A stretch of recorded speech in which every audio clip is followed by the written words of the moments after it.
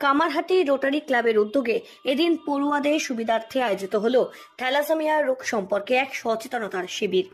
ব্যারাকপুর রাষ্ট্রগুরু সুরেন্দ্রনাথ কলেজের প্রায় শতাধিক পড়ুয়াদের আগ্রহের সাথে অংশগ্রহণ ছিল এই দিনের এই অনুষ্ঠানে ব্যাপকভাবে। আর এই জন্যই কামারহাটি রোটারি ক্লাবের সদস্যরা এই সচেতনতা শিবিরের আয়োজন করে। সেখানে স্বনামধন্য বেশ কয়েকজন চিকিৎসকেরা উপস্থিত ছিলেন। তাদের কাছ থেকে এই থ্যালাসেমিয়া রোগ সম্পর্কে নানা রকম প্রয়োজনীয়তা পরামর্শ নিতে পারেন এই দিনের এই শিবিরে সমস্ত পড়ুয়ারা। শুধু তাই নয়, কারোর যদি থ্যালাসেমিয়া আক্রান্ত হন সেক্ষেত্রে সব রকম ভাবে আগামীতে সহযোগিতা করবার আশ্বাসও দিয়েছে কামারহাটি রোটারি ক্লাবের সদস্যরা। এই সংগঠনের সভাপতি অমিত কুমার ভট্টাচার্যের তত্ত্বাবধানে ব্যারাকপুর রাষ্ট্রগুরু সুরেন্দ্রনাথ কলেজের মূলত বিজ্ঞান বিভাগের পড়ুয়াদের নিয়ে এই দিনের এই আলোচনা সভা সম্পন্ন হয়।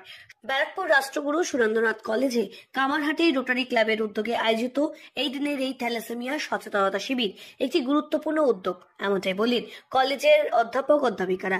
যেখানে থ্যালাসেমিয়া বাহক নির্ণয়ের জন্য রক্ত পরীক্ষা এবং রোগ সম্পর্কে ছাত্রছাত্রীদের মধ্যে সচেতনতা বৃদ্ধি করা হয়।